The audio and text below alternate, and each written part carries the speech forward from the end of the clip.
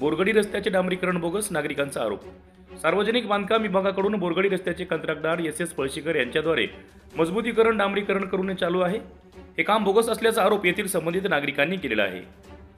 संपूर्ण नांदेड जिल्ह्यामध्ये एक मारुती मंदिरासाठी तीर्थक्षेत्र म्हणून या बोरगडीकडे पाहिले जाते। तीर्थक्षेत्र असणाऱ्या या गावाचा रस्ता निकृष्ट दर्जाचा होणे हे या ठिकाणी दुर्दैव आहे।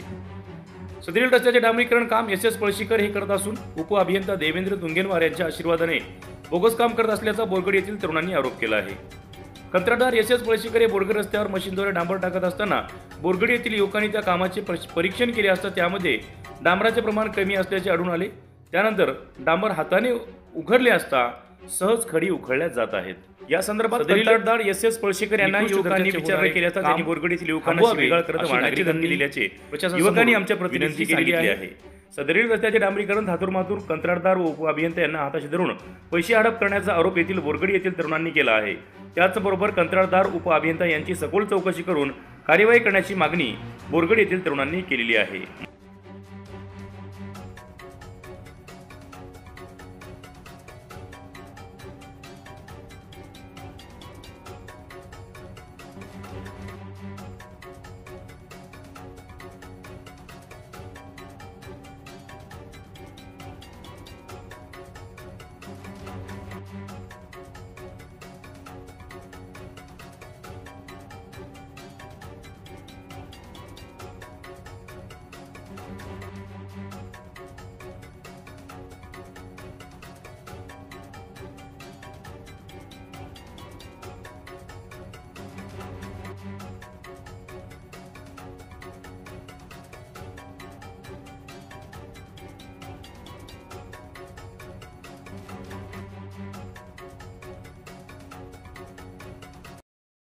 बोरगडी येथील रहिवासी माधव बालाजी गायकवाड। सदर मी बोरगडी ते हिमायतनगर रस्त्यावर चालू असलेल्या कामावरती उभा आहे।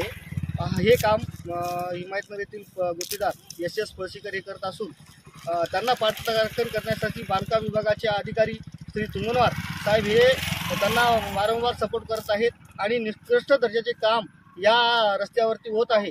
सदरील काम हे बघू शकता तुम्ही की हातानं हे बीएमचं काम चालू असलेलं हे सदरील काम हे हातानं असं अक्षरशः उकरत आहे।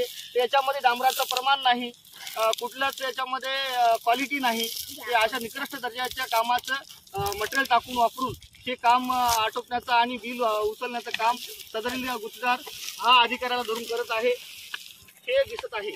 तरी संबंधित वरिष्ठ अधिकाऱ्यांनी याची दखल घेऊन या कामाला स्थगिती द्यावी आणि चांगल्या पद्धतीचे काम दुसऱ्या ठेकेदारामार्फत करण्यात यावे आणि सदरील ठेकेदारास काळ्या यादीमध्ये टाकण्यात यावे ही गावकऱ्यातर्फे विनंती।